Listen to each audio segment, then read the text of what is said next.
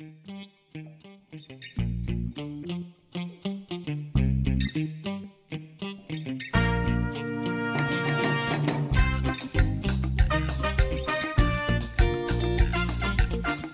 pemirsa berbahagia, kembali dengan saya Deddy Kurniawan dalam YouTube channel saya Call Dekun Request, di mana saya Deku seperti biasa akan mencoba untuk menjelaskan, mendemonstrasikan serta mereview berbagai aplikasi menarik yang dapat digunakan dalam proses pembelajaran. Nah, kali ini saya masih dalam proyek besar saya ya dengan tajuk Moodle Series, di mana saya seperti biasa akan mengupas tuntas berbagai fitur-fitur yang tersedia pada Moodle yang nanti akan dapat digunakan untuk mengelola pembelajaran. Nah, mungkin saya sudah jelaskan dalam video-video saya sebelumnya bahwa kita mungkin akan segera mengakhiri Moodle Series dan saya akan beranjak ke seri yang baru yang lebih fresh ya, dengan komponen yang lebih mungkin lebih implementatif ya, dan mungkin juga sudah berdasarkan diskusi atau permintaan dari rekan-rekan penonton saya. Nah, pada tutorial kali ini kita akan mungkin sedikit berpanjang lebar bercerita tentang participants, karena kita sudah mengelola banyak sekali resources, activities ya, diakhiri kemarin dengan blog-blog. Kemudian, nah yang masih sedikit belum kita bicarakan adalah tentang participants atau pengguna, karena Moodle itu tentu saja sebagai aplikasi web untuk pembelajaran harusnya terdiri atas sekelompok orang pengguna. Nah, oleh karena itu mungkin dalam video ini akan sedikit lebih panjang, kita akan bicara kupas secara tuntas tentang bagaimana pengelolaan partisipan pada Moodle. Nah, bagaimana caranya atau apa yang harus kita lakukan dalam mengelola partisipan? Mari kita segera saksikan video tutorial berikut ini. Nah, mungkin untuk mempermudah saya akan terlebih dahulu masuk ke Moodle ya sebagai teacher. Nah, jadi yang perlu diketahui tentang Moodle itu adalah bahwa Moodle adalah sebuah aplikasi pembelajaran berbasis web yang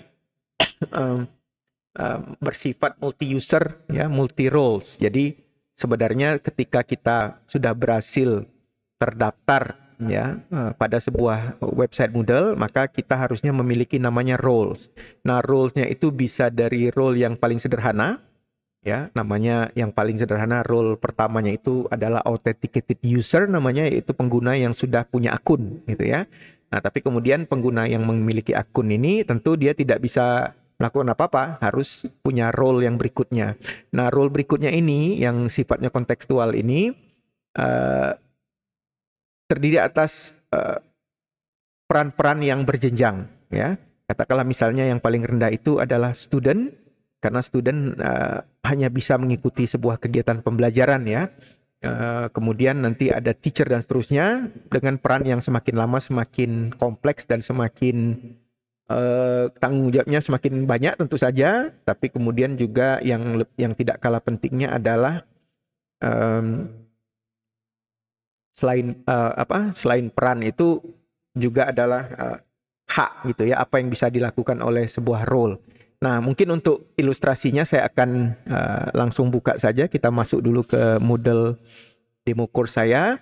Kemudian kalau kita lihat, nah ini yang spesifik di Moodle versi 4 adalah untuk mengakses menu participants, kita letaknya ada di bagian atas ya. Jadi ketika kita login sebagai teacher misalnya, nih participants ini akan muncul sebagai tab di bagian atas ya, di bawah heading ya, heading judul mata kuliah. Nah, untuk yang Anda menggunakan versi Moodle versi 3 mungkin letaknya berbeda, biasanya ada di sebelah kiri di dekat menu navigasi. Jadi menu sidebar kiri itu terdiri atas, kalau untuk Moodle 3 ya, dia memiliki menu navigasi seperti ini ya, misalnya unit 1, unit berapa dan segala macam. Kemudian di bawahnya biasanya ada menu dashboard ya, partisipan dan lain-lain, grades termasuk. Nah, ini dalam Moodle 4 ini akan dipindah sedikit ke sini ya. Tidak perlu bingung karena dia pasti ada di sana. Nah, kalau kita klik menu partisipan ya. Nah, secara mendasar sebuah kelas itu dia memiliki beberapa kelompok partisipan. Partisipan yang seperti dikatakan tadi ya, role-nya itu yang paling rendah karena dia memang hanya bersifat memiliki hak untuk menggunakan sumber belajarnya, termasuk juga melakukan kegiatan dan mendapat nilai itu adalah student. Nah, di atas student sedikit itu ada namanya teacher. Teacher ini sebenarnya ada dua. Kalau saya tunjukkan di sini mungkin ya kita akan lebih gampang untuk melihatnya begini. Nah, saya akan tunjukkan di sini ada namanya satu lagi namanya non-editing teacher. Dan di atas non-editing teacher seperti yang saya punya sekarang ini namanya teacher. Nah, bedanya apa? Bedanya kalau teacher itu dia bisa mengelola pembelajaran, bisa menambahkan modul, bisa menambahkan kegiatan seperti yang sudah kita lakukan selama ini. Nah, sedangkan non-editing teacher itu pada dasarnya dia hanya menggunakan saja. Jadi ya ibaratnya mungkin kalau dalam konteks hari-hari kita sebut sebagai asisten gitu ya. Atau ya bukan, kalau dosen ada dosen pengampu, ada yang utama, ada yang mendampingi. Nah, di atas sedikit lagi itu ada namanya course creator. Nah, course creator ini sebenarnya adalah kelompok user yang memiliki peran atau memiliki role untuk menambahkan sebuah course. Jadi course baru itu biasanya hanya bisa dibuat oleh orang yang memiliki level course creator. Jadi dia ini sebenarnya sudah berada di level admin ya, sedikit di bawah admin. Jadi ada nama course creator, kemudian di atas course creator ada namanya manager. Nah, baru kemudian yang di atas paling atasnya namanya admin, biasa disebut juga super admin. Nah, saya tidak tunjukkan itu di sini, tetapi cukup dikatakan bahwa secara default sebuah kelas itu dia paling tidak terdiri atas student dan teacher gitu ya. Nah, satu orang yang menginisiasi kelas. Nah, kalau Anda lihat video saya yang mungkin yang nomor 2 atau nomor 3, di mana saya menjelaskan bagaimana cara menyiapkan atau membuat sebuah kelas. Nah, yang memiliki kapabilitas course creator itu adalah seorang course creation tadi adalah seorang course creator yang ditunjuk oleh admin, ya. Nah, sebenarnya ketika seorang itu membuat sebuah course, ya, maka seharusnya dia secara otomatis akan menjadi course creator dan dalam sistem tertentu ya, tergantung settingnya, course creator ini secara default langsung menjadi teacher. Nah, mungkin untuk sedikit lebih membuktikannya kita akan coba bikin kelas baru, ya. Oke. Saya akan, dan ini sudah pernah saya lakukan di dalam video saya yang awal-awal sekali ya, silakan ditonton bagi Anda yang sudah kelewatan jauh ya. Nah, kita klik new course, kemudian kita buat namanya ya, contoh saja ini new course. Kemudian kita beri nama new ya. Saya login sebagai role saya sebagai course creator. Ini kita ya oke, mungkin tidak perlu banyak-banyak ya, kita sederhanakan saja. Kita klik save and display. Maka sebenarnya nanti ketika kita buka bagian partisipan ini, saya yang membuat kelas ini secara otomatis langsung berperan sebagai teacher gitu ya. Jadi course creator sekaligus teacher.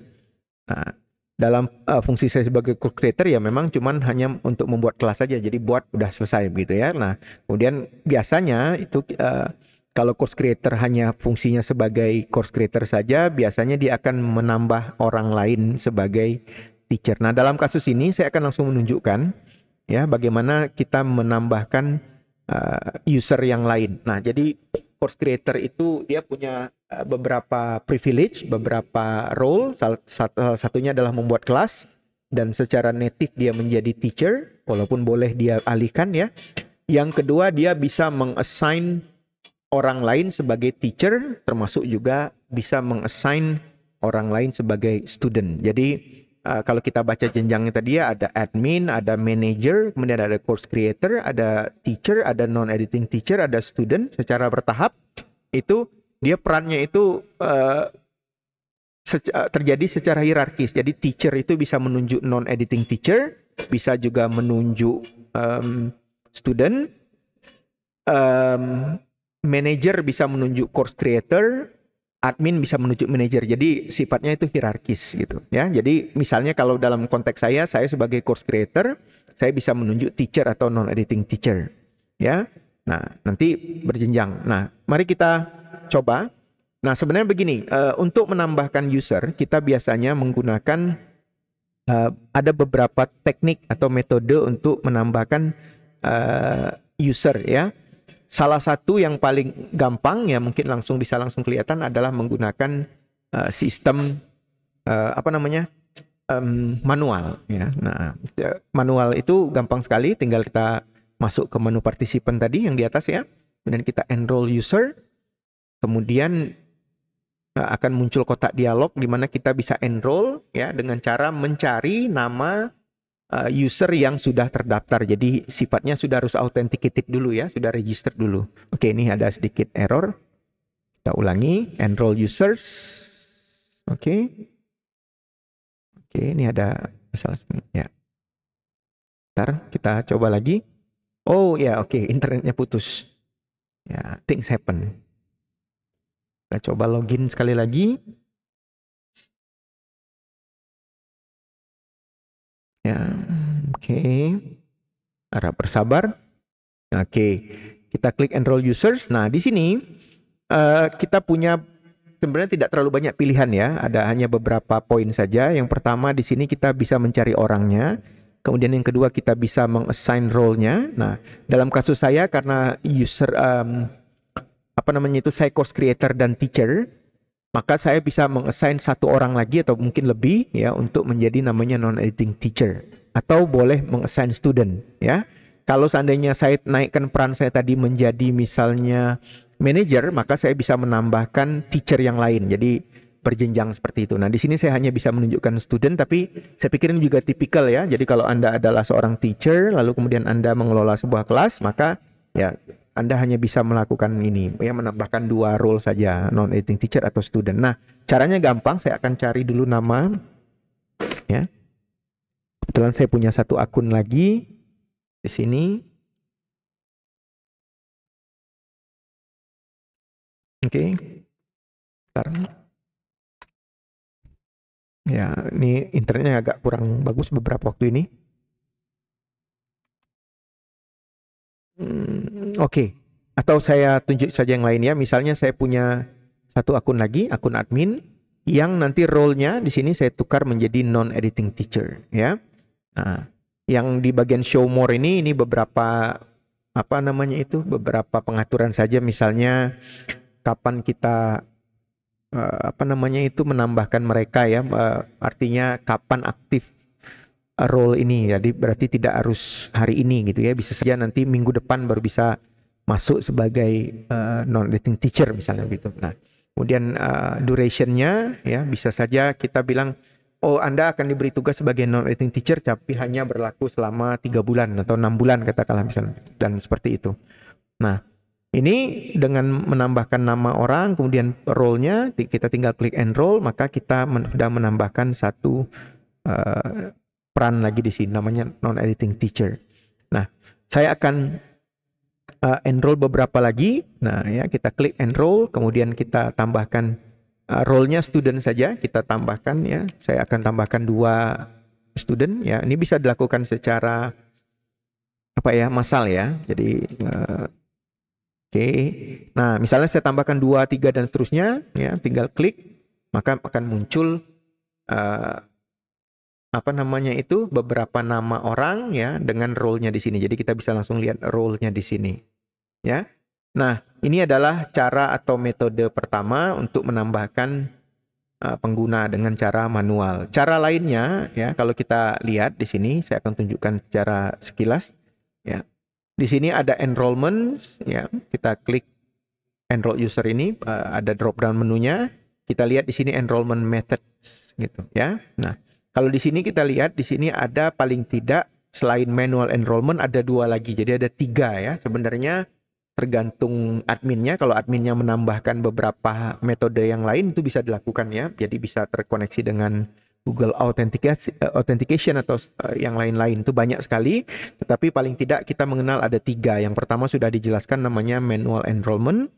Nah, saya akan loncat yang bagian kedua yang namanya self enrollment ya.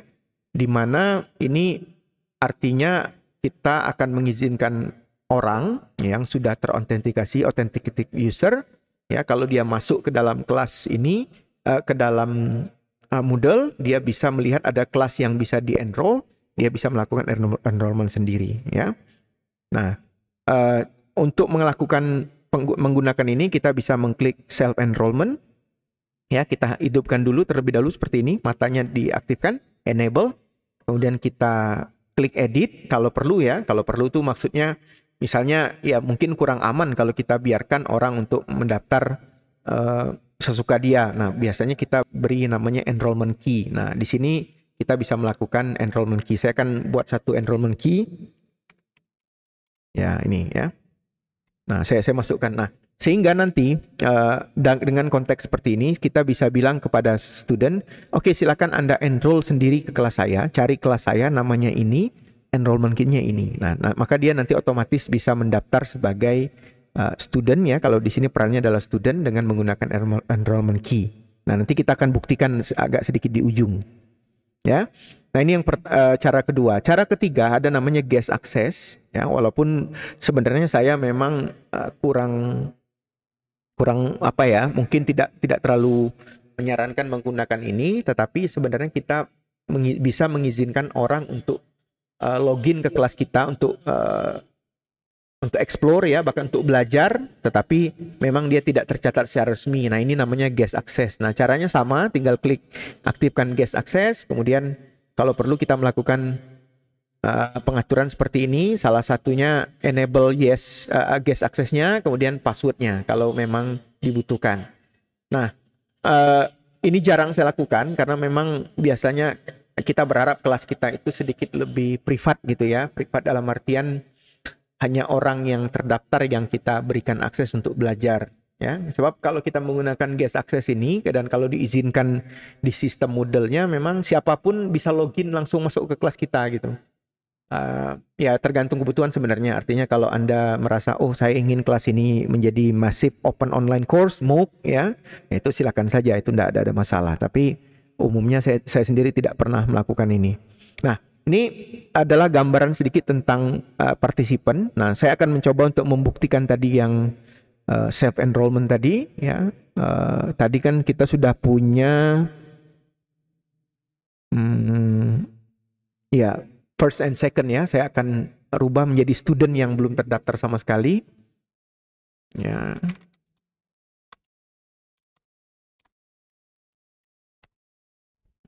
Ya. Oh, sorry, ulang. Ya, salah. Student 4 saja ya. Nah, ini kasus yang ini misalnya contohnya ini adalah sebuah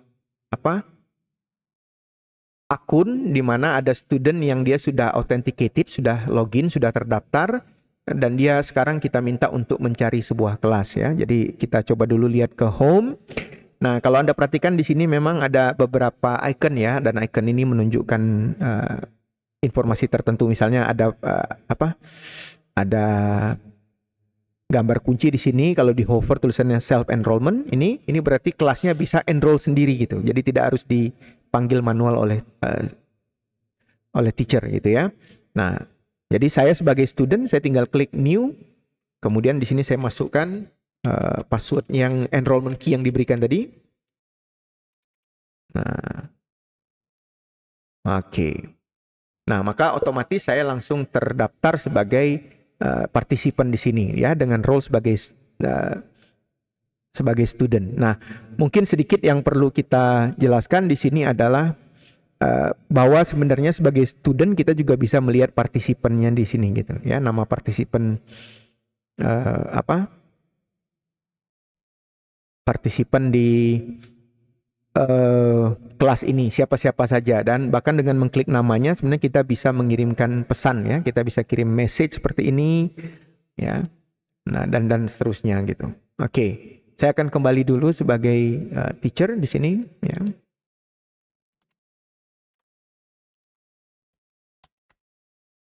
Oke. Nah, saya sudah kembali sebagai teacher. Kalau kita balik ke menu partisipan ini sudah bertambah satu orang lagi. Oh, bukan yang ini ya, maaf, salah. Harusnya masuk ke new course ya. Nah, ini partisipannya udah bertambah karena ada satu tadi yang menggunakan self enrollment key. Nah, inilah dengan begini kita bisa melakukan enrollment ya.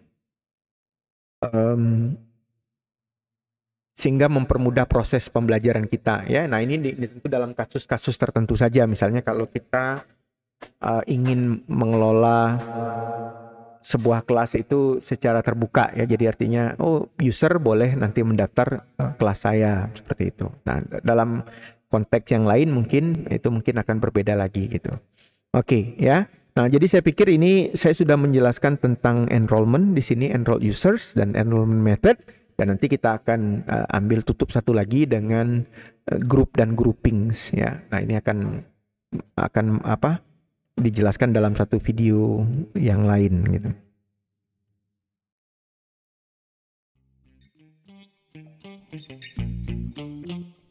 Nah, demikianlah ya. Jadi kita sudah mencoba untuk menyelesaikan sebuah video tutorial yang cukup panjang karena memang diniatkan untuk menyelesaikan satu konsep ya secara komprehensif.